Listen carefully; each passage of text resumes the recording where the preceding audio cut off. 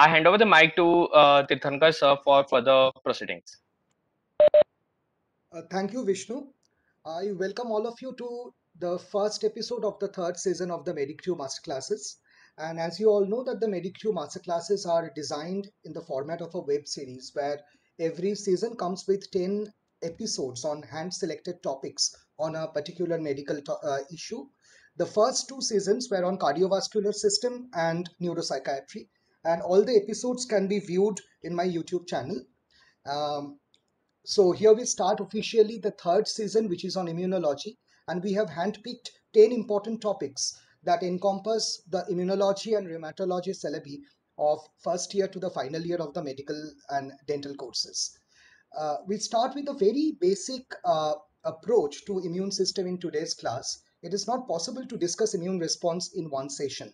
So what we are planning to do is today I give you an overview of the whole system that we are going to discuss in the entire season, and selected topics like complement system, immunoglobulins, antigen antibody reactions will be dealt with in separate episodes. Clinical topics like vasculitis, immunosuppressants, human immunodeficiency virus infection, and tumor immunology will also be discussed in separate episodes. So let us start. And as you know, the style in which we present in Medicrew Masterclasses, we present to you some pre-test questions, and it is actually not a test. It's a way of knowing the audience that I am addressing. So please feel free to type in the answers. There will be multiple choice questions. Just type in the option in the chat box.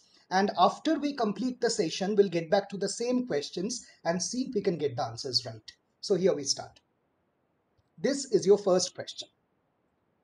One of the cells involved in certain autoimmune diseases is described as a CD3 positive, CD4 positive cell. Regarding this cell, which one of the following is the most accurate regarding its function? So read the 5 options carefully and choose the option that you think is correct.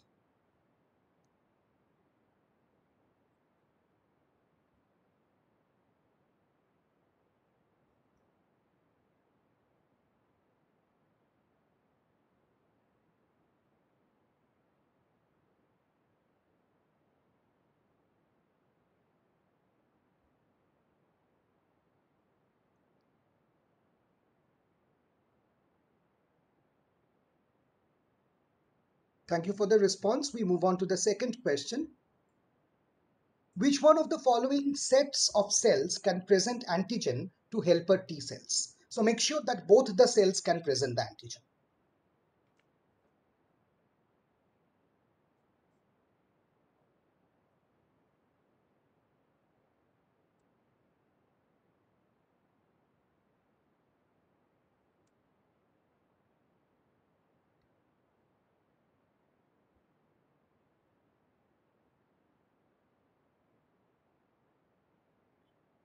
Let's move on to the third question.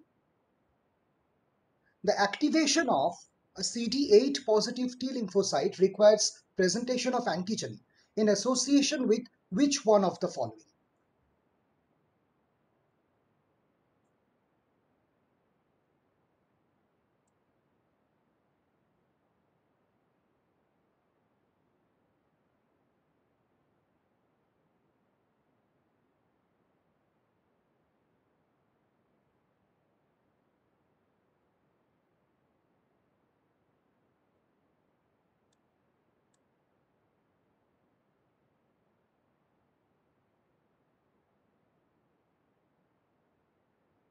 We'll proceed to the fourth one. T cells bearing antigen receptors that recognize self-antigens are deleted, a process known as negative selection. Is the above statement true or false?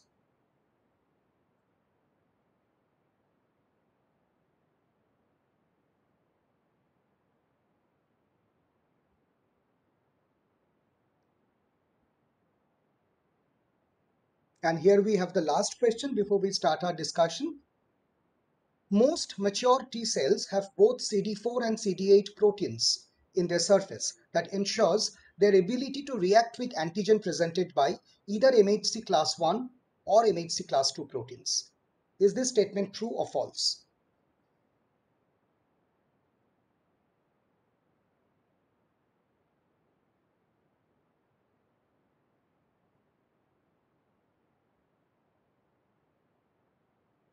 Okay, so with this, let us start our discussion on the immune response.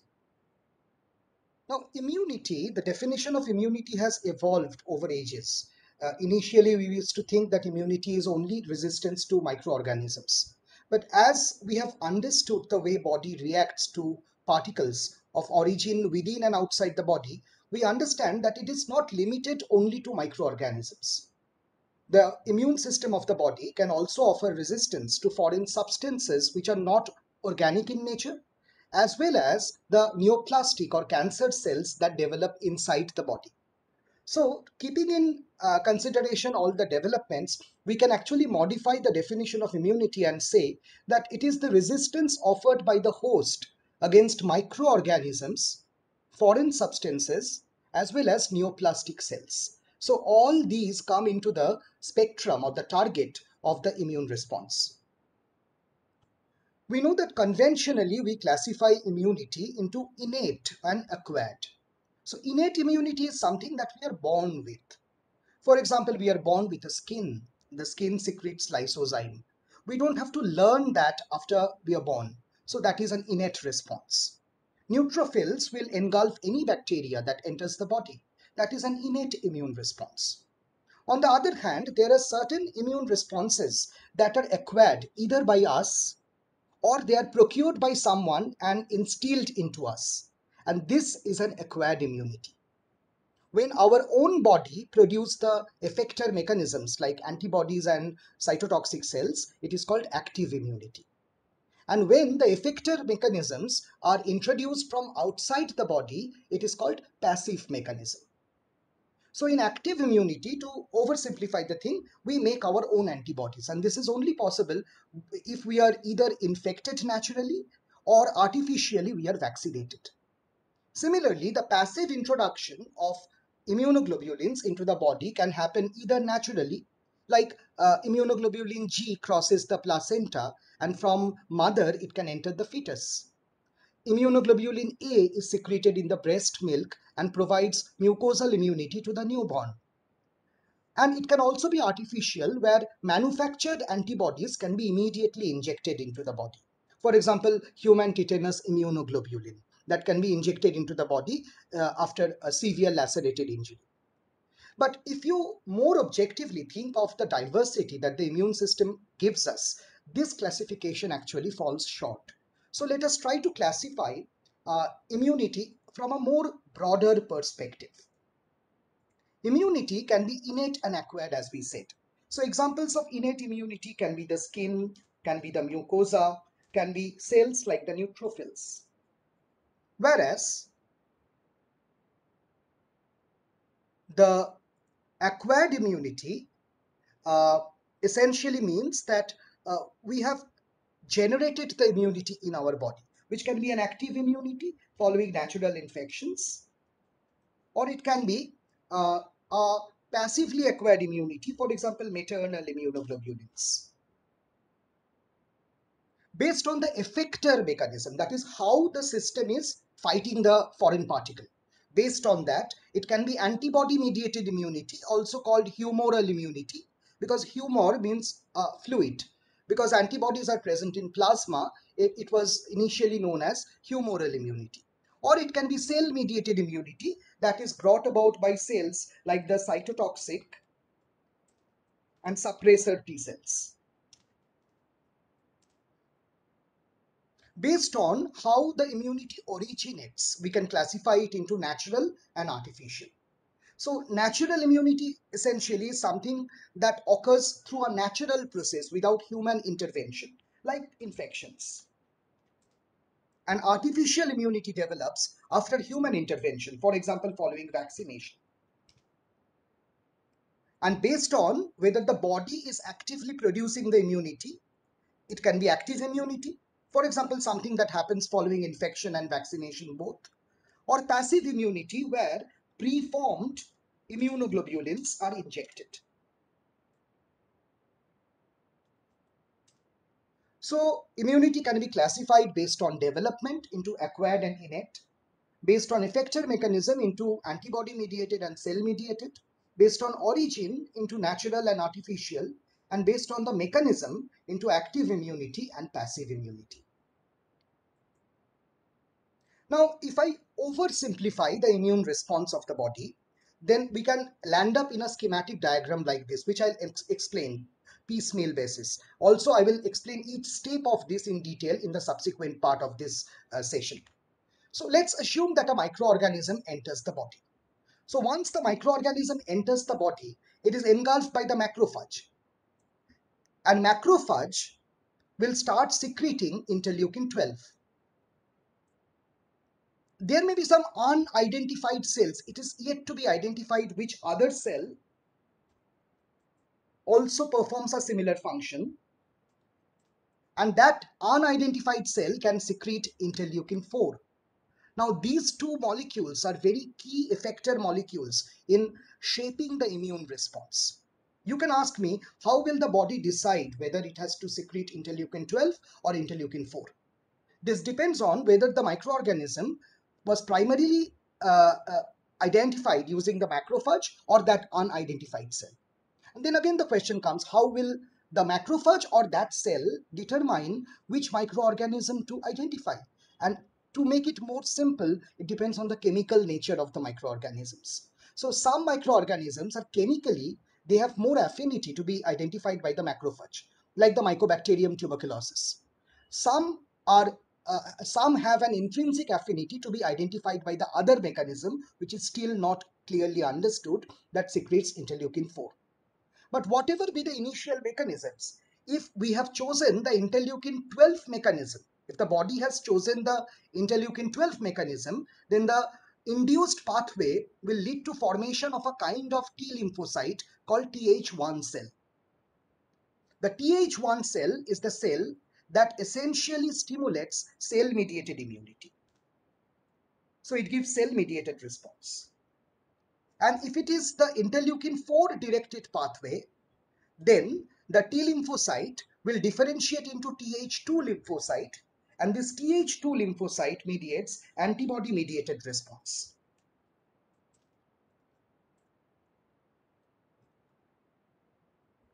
So essentially, the response that is generated depends largely on the chemical nature and the identification process of the antigen. If the Th1 cell is activated, it will work its way across the cell-mediated response using either macrophages or another class of T lymphocyte called the cytotoxic CD8 cell. And whether the macrophage or the cytotoxic T cell will be activated again depends on the chemical nature of the antigen. If it provokes the secretion of gamma interferon, then macrophage will be activated. If it provokes the secretion of interleukin 2, then the cytotoxic cell will be activated. On the other hand, if the Th2 cell is stimulated, it will start secreting interleukin 4 and 5. These interleukin 4 and 5 are B lymphocyte growth factors, and they will cause differentiation of the immature B cell into the mature plasma cell that will now start secreting antibody. So in a nutshell, this is the essence of the immune response. And in the subsequent section, we will discuss each of these steps in as much detail as we know or as is plausible in this 1 hour session. So I'm repeating again, the microorganisms based on their chemical nature are either identified by macrophage or by other cells. If it is identified by the macrophage, the interleukin 12 pathway is usually triggered. If it is identified by other cells, interleukin 4 pathway is triggered. The interleukin 12 pathway activates cell-mediated immunity by acting through the Th1 cell. And the interleukin 4 pathway stimulates humoral immunity by acting through the Th2 cells. The final effectors of the cell-mediated response are the activated macrophage or cytotoxic T cell. And the final mediator of the antibody-mediated response are the plasma cells, which will secrete immunoglobulins. So I hope this is clear up to this. Let us now delve into further details of this procedure and understand how the immune response is actually affected. So before I start discussing about the individual steps of immune response, let's identify who are the key regulators of the immune response? Who are the players we are dealing with in this immune response? Innate immunity is affected by physicochemical barriers as well as tissue factors. The physical and chemical barriers include skin, respiratory tract, gastrointestinal tract, conjunctiva, and the genitourinary tract. So the skin, the respiratory tract, the GI tract, the conjunctiva, and the genitourinary tract, all of them therefore encompass a physical mechanism of barrier. And apart from the mucosal physical barrier that it is providing, they also have their own secretions, and the secretions give a chemical barrier. The tissue factors that are important in innate immunity can be cellular factors like neutrophils and macrophages, which do not require a prior training, so they can attack an antigen as they are. Or it can be humoral factors like the complement system, lysozyme, acute phase reactants, and other bactericidal polypeptides, which also does not require any specific binding. They can at par destroy any kind of foreign cell that has entered into the body. So these are the players, key players of the innate immune response. Now, the lymphoid organs are organs where the different lymphoid cells like the T cells and the B cells develop. Some organs where the actual maturation and training of the cell occurs is called the primary lymphoid organ. And those organs where these cells will migrate, proliferate, and stay are the secondary lymphoid organs. So the primary lymphoid organs are like the schools or institutions for the lymphocytes. Thymus is a place where the T cell matures, and bone marrow is the cell where the B cell matures. The secondary lymphoid organs where they can further migrate and then differentiate are lymph nodes, spleen, mucosa associated lymphoid tissue, and the circulating pool of the lymphocytes. The cells of the immune response can be natural cytolytic cells. These are cells that do not require previous training. So whatever wrong cell they will get, they will kill. And this particular type of response that we are getting is because the natural killer cells have an intrinsic ability to kill viral infected cell.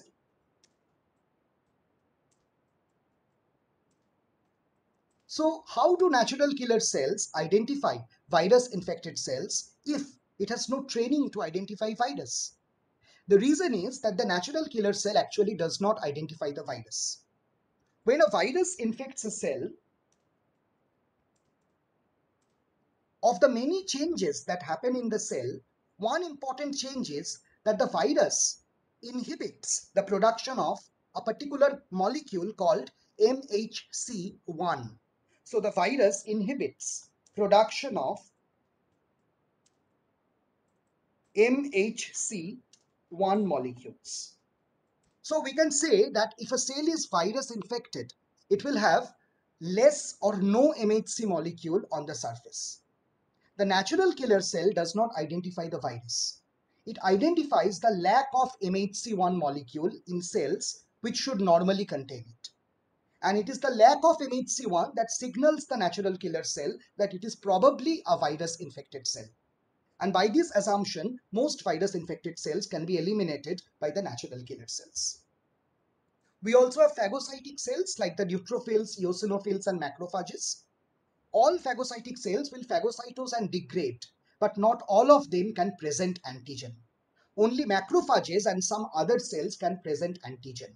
Eosinophils and neutrophils can only degrade the antigen, they cannot present the antigen to the T lymphocyte.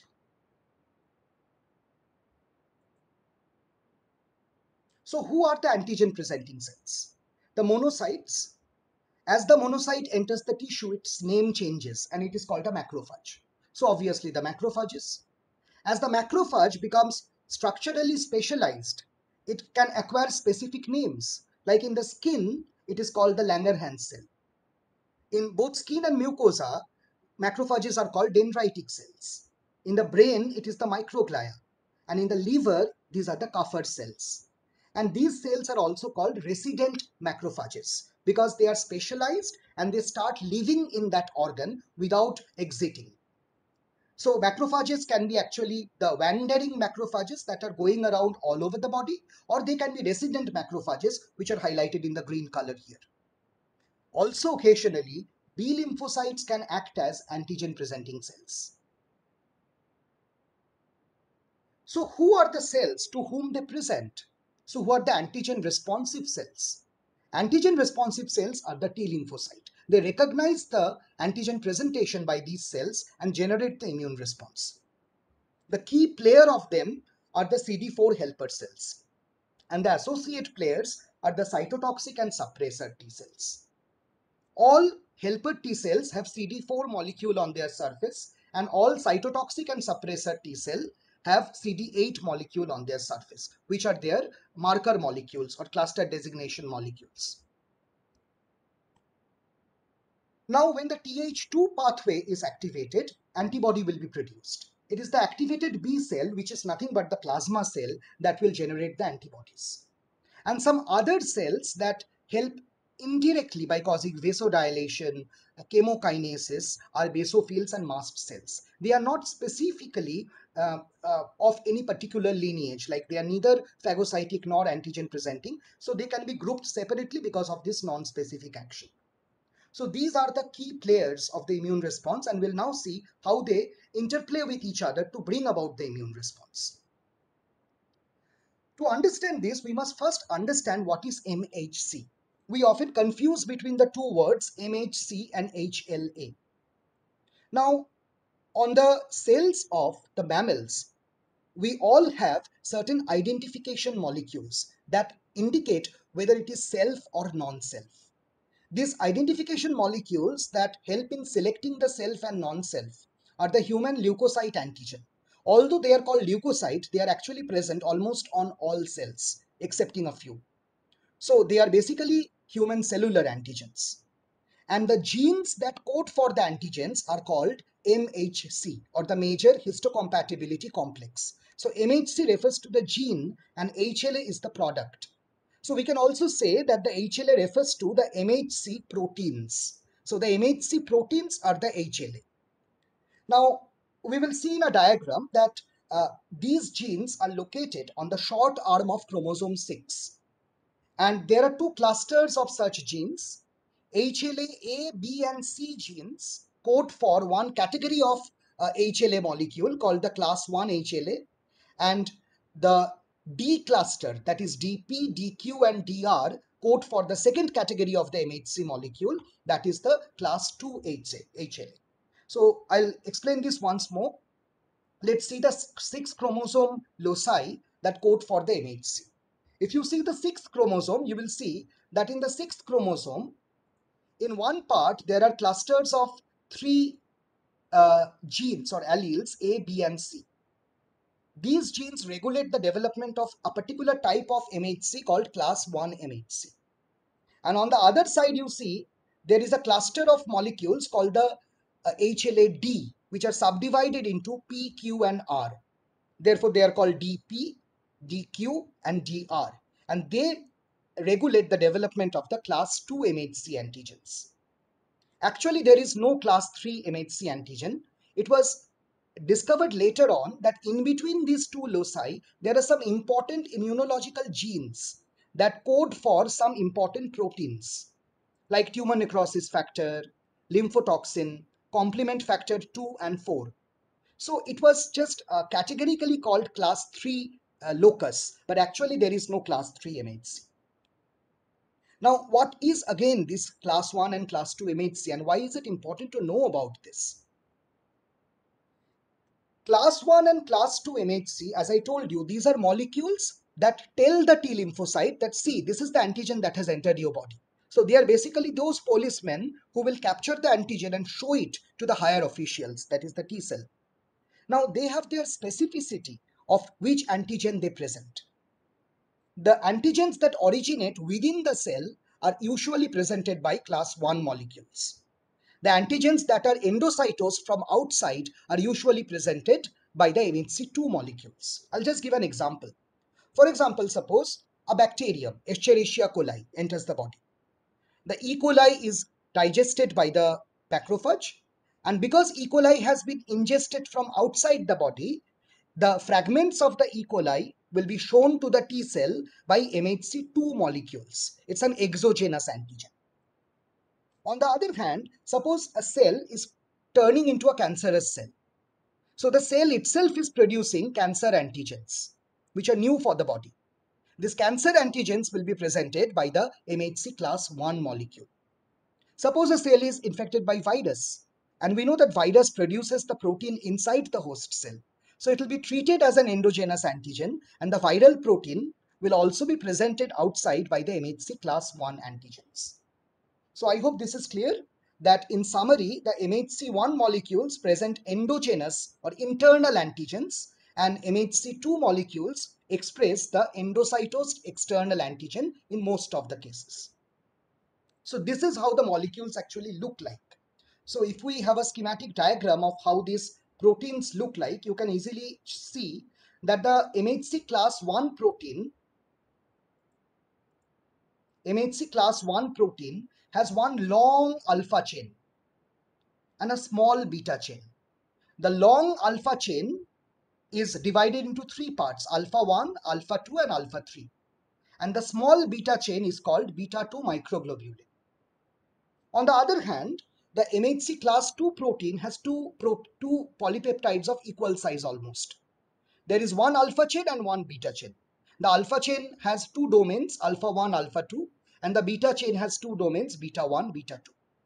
But more than this, what is more interesting is both of them carry on their surface a cleft where the antigen can bind. This is where the antigen binds. This is where the antigen is expressed by these molecules to the T lymphocyte. So assume these to be the hands of the antigen presenting cell. They hold the antigen with the MHC and then they show it or display it to the T lymphocyte to show that see, this is the kind of antigen that has entered in your body, and now you have to prepare for the battle. So the MHCs are basically the displaying hands of the antigen presenting cells. And internal antigens will be presented by MHC1 and external antigens will be presented by MHC2. That is a general notion. So up to this, is this clear to everyone?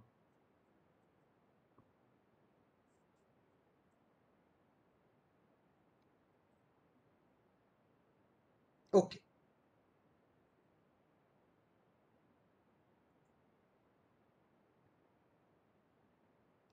So another very important thing is we have learned that the T lymphocyte undergoes training in the thymus. What is the training? I mean, what do they really learn there? What is that the thymic epithelium or endothelium teaches the T lymphocyte? There are two important goals of the training. So the training is a very long, elaborate process, which I will come into subsequently. But the training involves basically two modules. So there are two chapters that the T lymphocytes have to learn. If the T lymphocyte has to react, then one important thing is it must be able to bind its own MHC molecule. Because you see, suppose this is the antigen presenting cell. I'm just drawing a schematic diagram. And the antigen presenting cell is now presenting antigen to the T lymphocyte. So this is the antigen presenting cell or APC, which can be a macrophage. And imagine this is the T lymphocyte. It is the helper T lymphocyte. The function of the antigen presenting cell is to display the foreign particles to the T cell, showing them that see, this is the particle that has entered your body. So that is what the APC will do. So APC has on its surface the MHC molecule, either class 1 or class 2. And with the help of this APC molecule, now it will be able to present an antigen. So the antigen is displayed on the surface by the MHC molecule. So suppose these two dots represent the MHC. But the T lymphocyte also must have the ability to bind the MHC. If it does not bind the MHC complementarily, it cannot identify the antigen. It's like holding hands. So they should shake hands and they should receive the antigen from the antigen presenting cell. So one very important attribute of the learned T cell is it should be able to bind its own MHC. If it cannot bind its own MHC, it is a useless T lymphocyte. On the other hand, the T lymphocyte should also not bind to self-antigen. It should make sure that the antigen it is binding to, because it's not only binding to MHC, it's also binding to the antigen. The antigen must not be a self-antigen. If it starts binding self-antigens, it will lead to autoimmune response. These two attributes are the teaching goals or the training goals of the T cell. And let us now see how the thymus achieves this goal, how the T lymphocyte is trained to perform these two important activities, binding the self MHC and ignoring the other self antigens. So from the stem cell, when the T lymphocyte precursor develops, the T lymphocyte precursor is a very naive cell, a cell that does not have any characteristic. So it does not have the T cell receptor, it does not have CD4, it does not have CD8. Because it does not have either CD4 or CD8, sometimes we call this a double negative T cell, which is the criteria of a very immature T lymphocyte. It's a very immature T cell.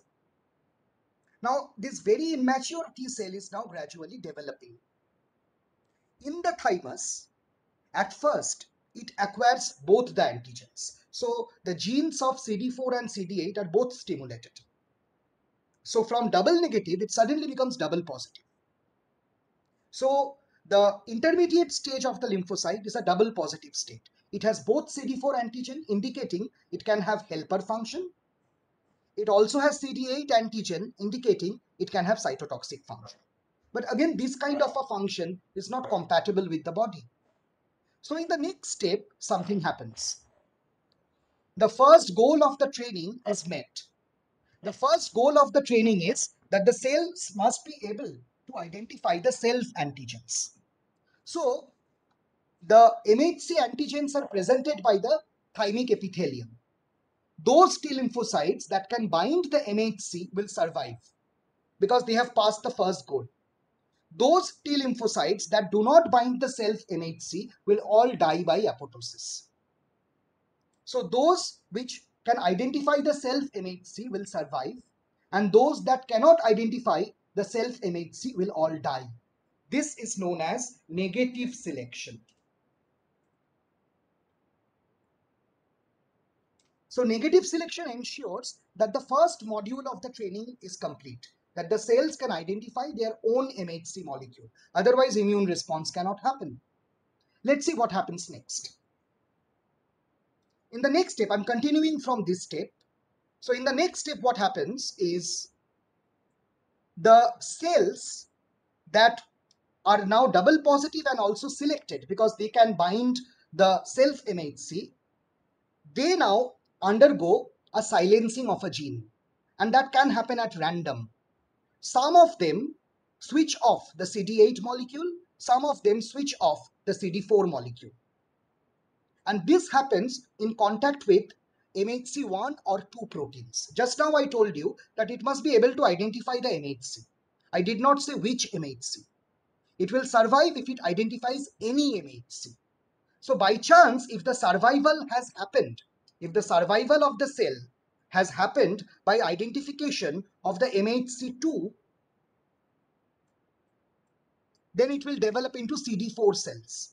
And if by chance that has happened by exposure to MHC1, it will develop into CD8 cell. And this is something that we indirectly say that CD4 cells have affinity for MHC2 and CD8 cells have affinity for MHC1. The real story is actually the other way around. MHC2 selects the cell which are CD4 and MHC1 selects the cell that are CD8. So now it becomes single negative and single positive. So the double positive changes into a single positive cell. And as we know that the CD4 cell, its function is to function as a helper cell, and the CD8 cell is usually a cytotoxic or suppressor cell. So indirectly we can also say that helper T lymphocytes bind MHC2 and cytotoxic or suppressor T lymphocytes bind MHC1. Although again the story is actually the other way around. So I am repeating from the beginning this entire story. The stem cell differentiates into an undifferentiated T lymphocyte. It has nothing, no receptor, no CD antigen. Now in the thymic epithelium, it is stimulated to develop everything. So it develops CD4, it develops CD8 and the T cell receptor. As it contains both CD4 and 8, it is now known as a double positive T lymphocyte. In the next step, they are exposed to the MHC antigens on the thymic epithelium. Some of the cells cannot bind the MHC antigens. Those which cannot bind the MHC antigen undergoes death. So we eliminate the cells that fail the first module. That is, cells that cannot identify the self-MHC. Now we are left with cells that have both CD4 and 8 and they can identify the self-MHC. Now you ask them the question, which MHC did you bind accidentally? If the answer is MHC1, then automatically your CD4 gene becomes silent and you become a CD4 cell, CD8 cell. And if you accidentally touch MHC2 at the first go, then your CD8 gene becomes silent and you become a CD4 cell. And therefore, indirectly, the implication is that the helper T lymphocytes are always CD4 positive and they have affinity for MHC2.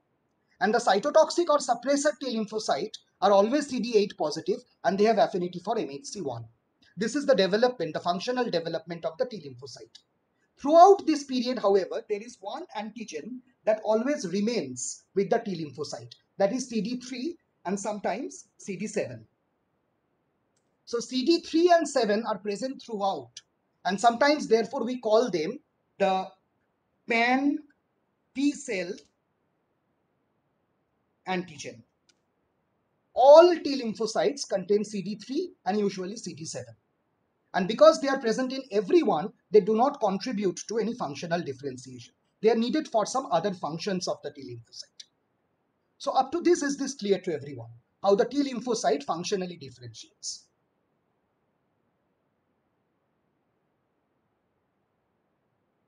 Great. So in a similar way, it's also interesting to learn how the B lymphocyte might functionally differentiate. So as I was saying about the MHC mechanism, internal antigens like virus, which are synthesized within the cell, are presented by the class 1 MHC cell. And now you can easily understand that because they are presented by the class 1 MHC cell, they will have an affinity to be attracted to the CD8 T cells. They will have an affinity to be attracted to the CD8 T cells. In a similar mechanism, if we talk about the MHC2 subsection, you see the external antigens that are endocytosed, they are presented by the class 2 MHC antigen, and consequently they will have an affinity to the CD4 positive T lymphocyte. The positive and negative selections are actually both important and usually they happen simultaneously. The moment you bind an MHC and cannot identify either of the MHC, you get deleted. And the one that you identify with maximum affinity becomes your MHC and automatically the other gene gets silenced. So this is the mechanism by which the two selections happen side by side. Now coming to antigen presentation. I have already said that the antigen presenting cell contains MHC. So if it is a helper T cell, it will be MHC2. And if it is a virus infected cell, then it will be MHC1 presenting to the cytotoxic T cell. But whatever be the mechanism and the MHC involved, what is important is there are two important things to see here. One important thing is, first, the binding of T cell receptor to the MHC alone is not sufficient. It should also be associated with co-stimulation. And what is this co-stimulation mechanism? There are co-receptors. So long we have been talking about CD4 and CD8. How are they important? If the helper cell contains the CD4 protein, it will complementarily bind with the class 2 MHC. We know that it naturally has an affinity to do that. If the cytotoxic cell has CD8 protein, it will naturally bind to the MHC1 protein. And we know that it naturally has an affinity to do this. Unless, along with the T cell receptor, the co-receptors, that is CD4 or CD8, also bind, immune response will not be triggered. Along with this signal, a co-stimulation also comes from this interaction. Antigen presenting cell has a protein known as the B7 protein. And the helper T cell has a protein called CD28. They must also join each other, and if they do not join, the binding will occur, but the cell will not be activated. So let's first see what happens when they bind. When the CD28 and the B7 protein binds, this causes stimulation of synthesis of interleukin 2.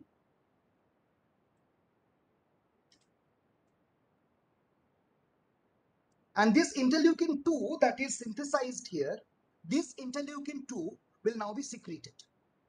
Although it is secreted from the helper T cell, it will not only stimulate the helper T cell by autocrine manner, that is acting on itself, it will also stimulate the cytotoxic T cell by paracrine manner, that is helping other cells other than itself. And both of them will cause increased cell division or proliferation of the cell.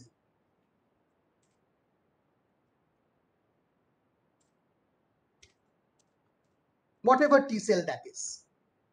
Now, what is important is if the CD28 protein does not bind, then although the antigen and the T cell receptor has identified each other, the cell division will not happen because interleukin 2 will not be released. Interleukin 2 is the key molecule that causes T lymphocyte proliferation, and it will only be stimulated after the co-stimulation by CD28 protein. Indirectly speaking, if I have an autoimmune disorder where the T lymphocytes are very active, I can technically produce a CD28 blocking molecule, for example, a molecule like abatacept, which is a monoclonal protein that blocks the CD28 molecule, and this will freeze the immune response, that will stop the immune response. This is the importance of co-stimulation, not only by CD4 and 8, but also by the CD28 molecule. Without this, the immune response will not be amplified. Also learn that the cytotoxic cell also has similar mechanism. It is not shown in this diagram, but CD28 also plays an important role there. So I hope you understood what is the importance of co-stimulation and what is the therapeutic implication of blocking the CD28 molecule.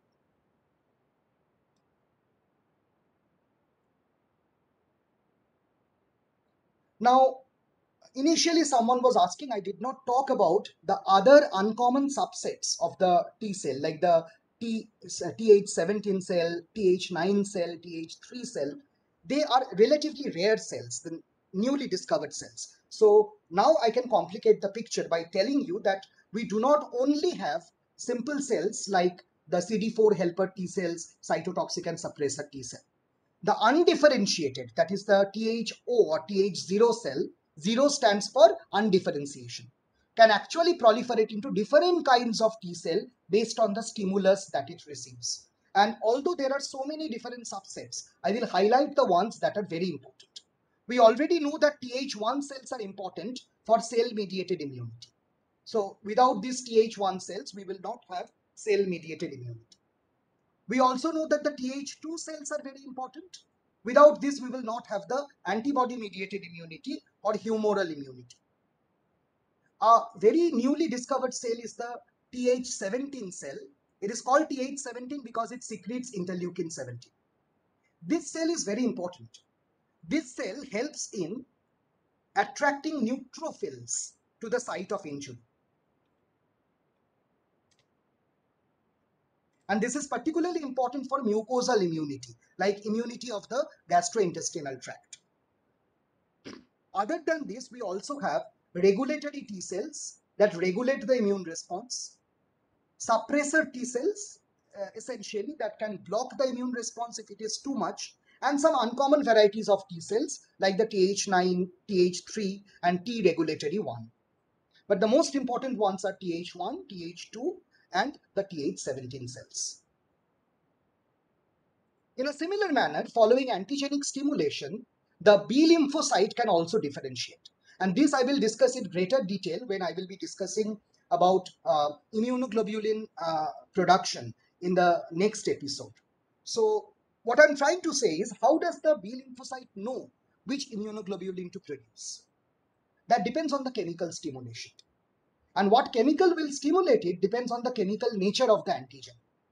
So some antigens will trigger the production of interleukin 2 only. And by default, that will lead to production of immunoglobulin M. Some of them trigger the production of interferon gamma. And this leads to production of immunoglobulin G. Some will cause production of interleukin 4. And this causes the reagenic or allergenic antibody production, that is IgE.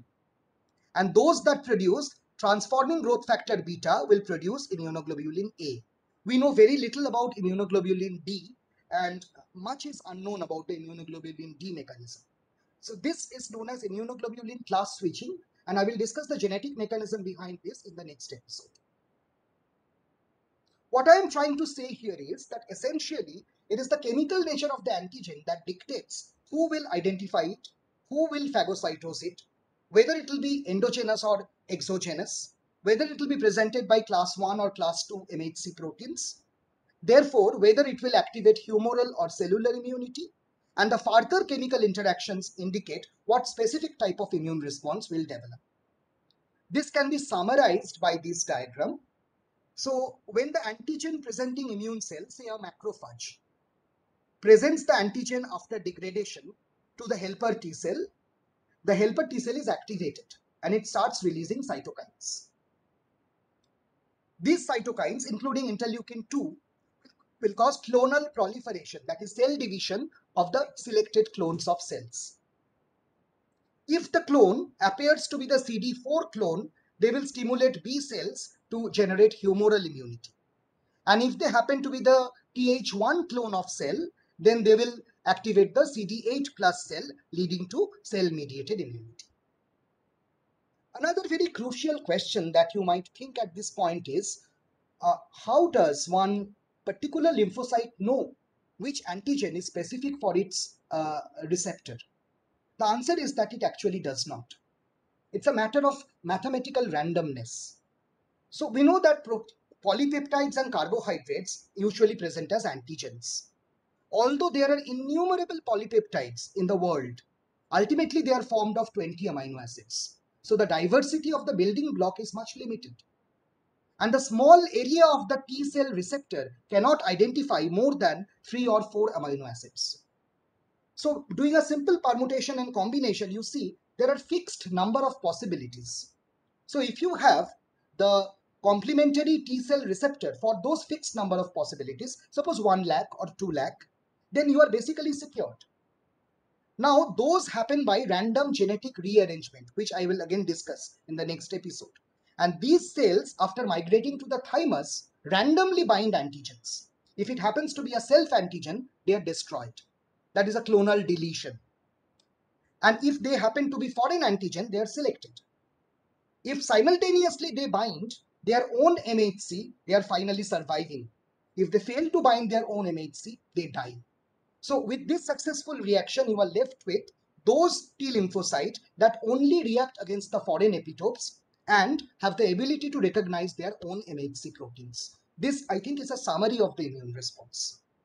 After the cytotoxic cell has been activated, the cytotoxic cell can release various toxic chemicals like granzymes or perforins that can activate proteolytic processes and destroy the cell.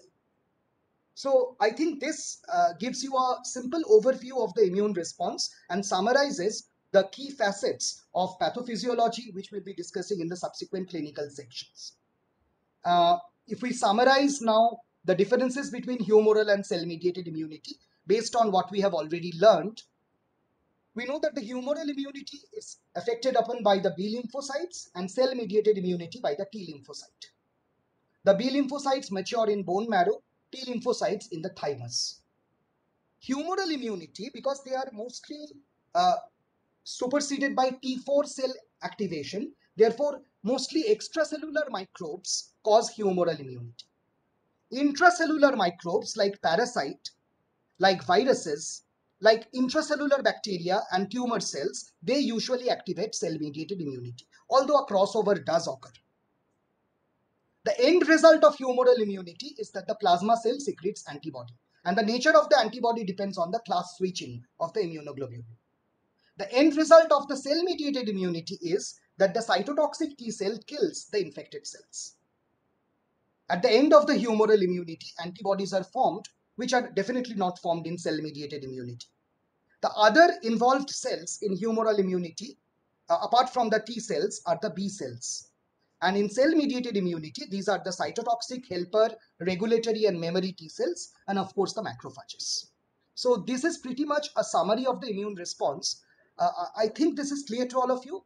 Let's check our understanding by going through the questions that we started with. So this is your first question. One of the cells involved in a certain autoimmune disease is a CD3 positive, CD4 positive cell. So try to identify the cell first and then tell me which chemical does it secrete.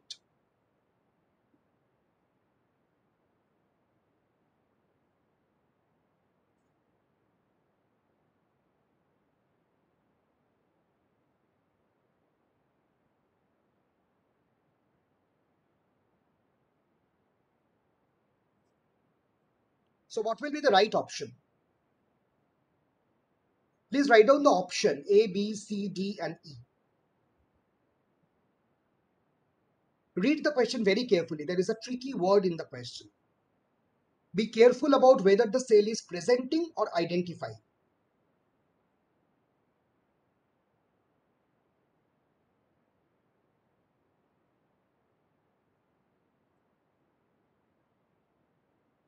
Okay, let me solve this question with all of you. So the cell is CD3 positive, so it must be a lymphocyte, a T lymphocyte. It is also CD4 positive. That means we are dealing with a helper T cell.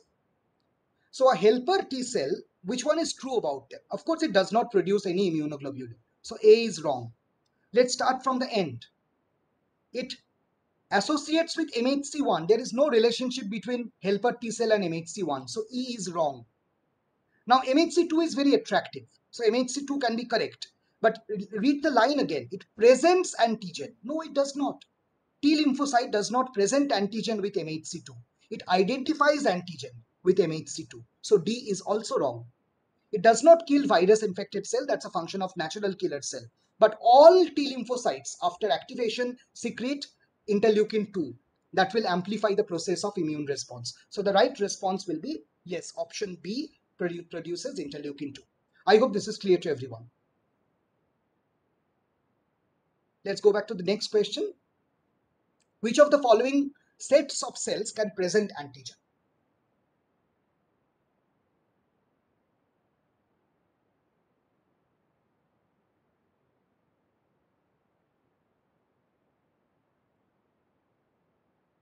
Wonderful. The answer is definitely A. B cells can present antigen, and you already know that dendritic cells are modified macrophages, so they can also present antigens. None of the pairs of cell have two cells that can both present antigens. Number 3. The activation of a CD8 positive T lymphocyte requires presentation of antigen in association with which one? Which is the right response?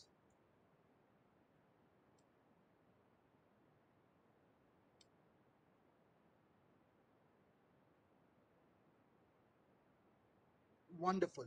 So it's quite evident that if it is CD8, then option C and D are obviously wrong. It's not associated with class 2. Now between class 1 MHC, the gamma interferon is secreted by the cell, but it is not needed for antigen presentation. But for successful presentation, we need interleukin 2 to amplify the response. So the answer will be A.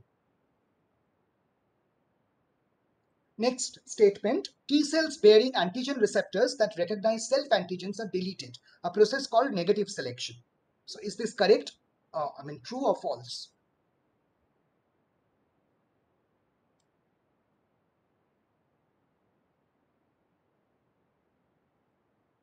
Wonderful. So this is a true statement because we know that positive selection means ability to bind with the self-MHC.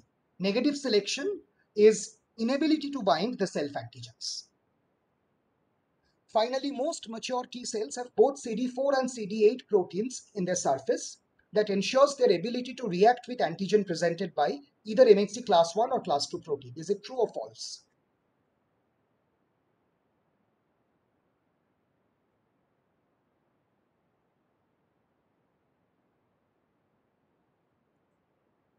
Wonderful. The answer will be false because mature lymphocytes are always single positive. So only diseased lymphocytes can be double positive. So normal healthy lymphocytes after maturation are always single positive. They are never double positive. So I hope this answers most of your basic questions related to immune response. Thank you very much for being with us.